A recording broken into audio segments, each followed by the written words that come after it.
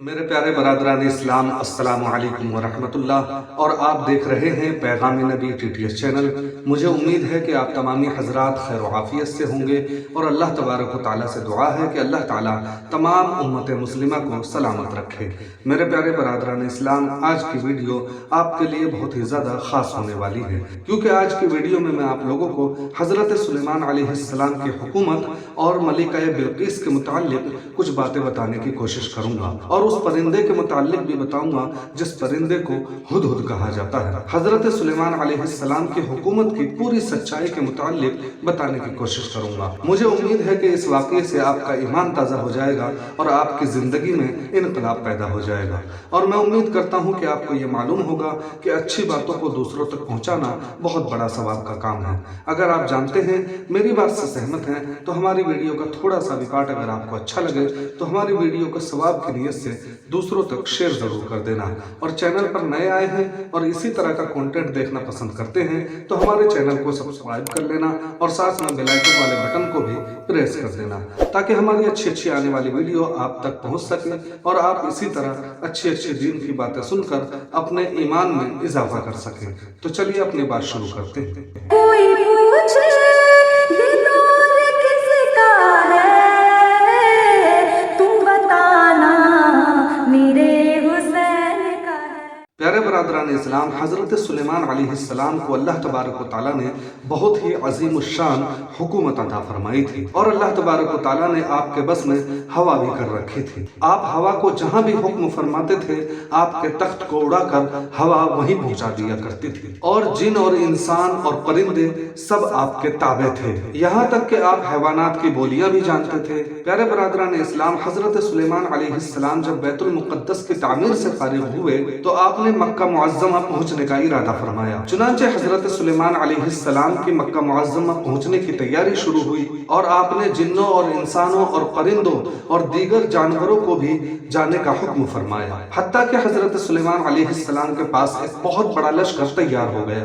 یہ عظیم لشکر اتنا بڑا لشکر تھا کہ یہ 30 میل میں پورا کا پورا لشکر آیا۔ جب حضرت سلیمان علیہ السلام نے ہوا کو حکم دیا تو ہوا نے تخت سلیمان کو مع لشکر کے اٹھا لیا اور فوراً حرم شریف میں پہنچا دیا، اور پھر حضرت سلیمان علیہ السلام حرم شریف میں کچھ عرصہ رہے، اور اس عرصے میں حضرت سلیمان علیہ السلام ہر روز 5000 اونٹ اور 5000 گائے اور 5000 بکریاں ذبح کرتے تھے۔ اور سب سے بڑی بات یہ ہے کہ اپنے لشکر میں حضرت سلیمان علیہ السلام ہمارے آقا علیہ السلام کی آنے کی خبر دیتے تھے، یعنی ان کی بشارت کے متعلق سنایا کرتے تھے کہ یہیں سے ایک نبی عربی پیدا ہوں گے، جن کے بعد پھر کوئی بھی نبی پیدا نہیں ہوگا۔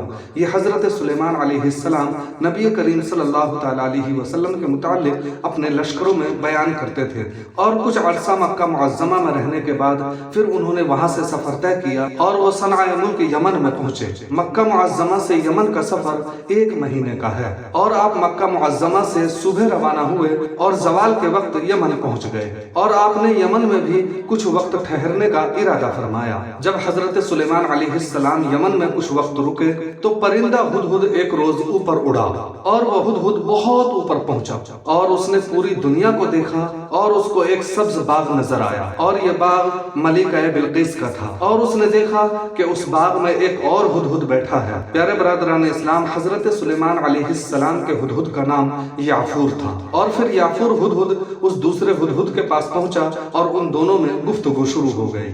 یمنی ہدہد نے کہا کہ بھائی تم کہاں سے آئے ہو اور کہاں جاؤ گے؟ تو یافور ہدہد نے جواب دیا کہ میں ملک شام سے اپنے بادشاہ سلیمان علیہ السلام کے ساتھ آیا ہوں۔ پھر یمنی ہدہد نے سوال کیا کہ سلیمان کون ہے؟ تو یافور ہدہد نے اس کا جواب دیا کہ حضرت سلیمان علیہ السلام جنوں، انسانوں اور پرندوں اور جانوروں اور ہوا کا ایک عظیم الشان فرمان روا اور سلطان ہے، اور اس میں بڑی طاقت ہے اور اس کی سواری ہے، اور ہر چیز اس کے تابع ہے، لیکن اچھا تم بتاؤ کہ تم کس ملک کے ہو؟ تو یمنی ہدہد نے جواب دیا کہ میں اسی ملک کا رہنے والا ہوں، اور اس ملک کی بادشاہ ایک عورت ہے، اور اس کے ماتحت 12,000 سپہ سالار ہیں، اور ہر سپہ سالار کے ماتحت 1,000,000 سپاہی ہیں۔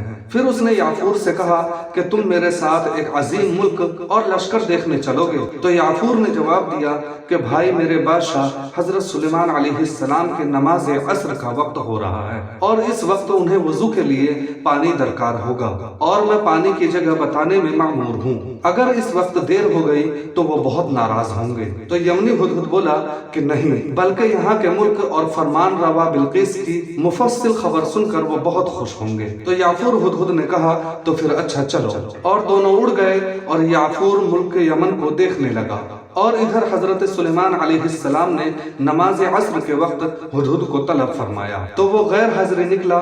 تو اس واقعے سے حضرت سلیمان علیہ السلام کو جلال آ گیا اور آپ نے فرمایا کہ ہدہد کہاں ہے؟ میں اسے کیوں نہیں دیکھتا؟ کیا واقعے میں وہ غیر حاضر ہے؟ اگر وہ واقعی یہاں نہیں ہے تو میں اسے سخت عذاب دوں گا، یا پھر وہ میرے پاس کوئی روشن سند پیش کرے۔ پھر حضرت سلیمان علیہ السلام نے اپنے جلال میں عقاب کو حکم دیا کہ وہ اڑ کر دیکھے کہ ہدہد کہاں ہے۔ چنانچہ عقاب اڑا اور بہت اوپر پہنچ کر پوری دنیا کو اس طرح دیکھنے لگا جیسے انسان اپنے ہاتھ کے پیالے کو دیکھتا ہے، اور پھر اسے اچانک ہدہد یمن کی طرف سے آتا ہوا نظر آیا، اور عقاب فوراً اس کے پاس پہنچا اور کہنے لگا کہ آج تو غضب ہو گیا ہے، تو اپنی فکر کر لے، اللہ کے نبی نے آج تمہارے لیے قسم کھا لی ہے کہ میں ہدہد کو سخت سزا دوں گا یا اسے ذبح کر دوں گا۔ پھر ہدہد نے ڈرتے ہوئے کہا کہ کیا حضرت سلیمان علیہ السلام نے اور کوئی بات نہیں کہی جس سے میرا کوئی بچاؤ ہو سکے؟ تو عقاب نے کہا کہ ہاں، حضرت سلیمان علیہ السلام نے فرمایا کہ یا پھر وہ میرے پاس کوئی ایسی سند پیش کرے، کوئی ایسی دلیل پیش کرے جس سے میں اسے بخش دوں۔ تو اس کے جواب میں ہدہد نے کہا کہ تو پھر آج میں بچ گیا، کیونکہ میں ان کے لیے ایک بہت بڑی خبر لے کر آیا ہوں۔ اور پھر عقاب اور ہدہد دونوں حضرت سلیمان علیہ السلام کی بارگاہ میں حاضر ہوئے۔ حضرت سلیمان علیہ السلام نے بڑے رعب اور جلال میں فرمایا کہ ہدہد کو میرے سامنے پیش کرو۔ ہدہد بیچارہ دم بخود اپنی دم نیچے کیے ہوئے زمین سے ملتا ہوا اور کانپتا ہوا حضرت سلیمان علیہ السلام کے قریب پہنچا۔ تو حضرت سلیمان علیہ السلام نے اس کے سر کو پکڑ کر اپنی طرف گھسیٹا۔ تو اس وقت ہدہد نے حضرت سلیمان علیہ السلام سے کہا کہ حضور اللہ کے سامنے اپنی حاضری کو یاد کر لیجئے۔ جب ہدہد نے اتنا کہا تو حضرت سلیمان علیہ السلام نے ہدہد کو چھوڑ دیا، اور پھر ہدہد نے اپنی غیر حاضری کی وجہ بیان کی اور بتایا کہ میں ایک بہت بڑی ملکہ کو دیکھ کر آ رہا ہوں، خدا نے اس کو ہر قسم کا سامان اور عیش و عشرت دے رکھا ہے، لیکن وہ سورج کی پجارن ہے اور اس کا ایک بہت بڑا تخت ہے۔ روایت میں آتا ہے کہ یہ تخت سونے اور چاندی کا بنا ہوا تخت ہے، اور اس تخت میں بڑے بڑے قیمتی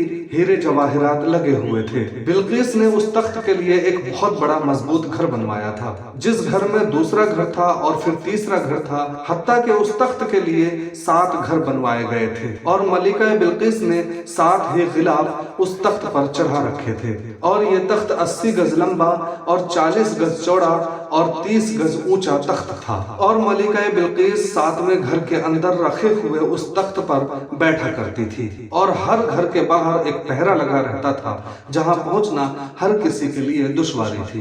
ہدہد نے جب حضرت سلیمان علیہ السلام کو بلقیس کی کہانی سنائی تو حضرت سلیمان علیہ السلام نے فرمایا کہ میرا ایک خط لے جاؤ اور بلقیس تک پہنچاؤ۔ چنانچہ آپ نے خط لکھا جس پر آپ نے بسم اللہ الرحمن الرحیم لکھ کر آپ نے لکھا کہ میرے معاملے میں بڑائی ظاہر نہ کرو اور تم مسلمان بن کر میرے حضور حاضر ہو جاؤ۔ اور پھر آپ نے اس خط پر شاہی مہر لگا کر ہدہد کو دے دیا۔ ہدہد گیا اور 7 قلعوں کے پہروں سے بے نیاز ہو کر گزرتا ہوا بلقیس تک جا پہنچا۔ بلقیس اس وقت سو رہی تھی اور ہدہد اس خط کو بلقیس کے سینے پر رکھ کر باہر نکل آیا، لیکن بلقیس جب اٹھی تو اس خط کو پا کر وہ گھبرا گئی، اور اس نے اعیان سلطنت سے مشورہ کیا کہ کیا کیا جائے۔ تو وہ بولے کہ آپ ڈرتے کیوں ہیں؟ ہم لڑنے میں بہت ماہر ہیں، اگر سلیمان علیہ السلام ہم سے لڑنا چاہیں گے تو ہم انہیں ضرور شکست دے دیں گے۔ تو بلقیس نے کہا کہ جنگ اچھی بات نہیں ہے، کوئی بھی بادشاہ اگر دوسرے ملک پر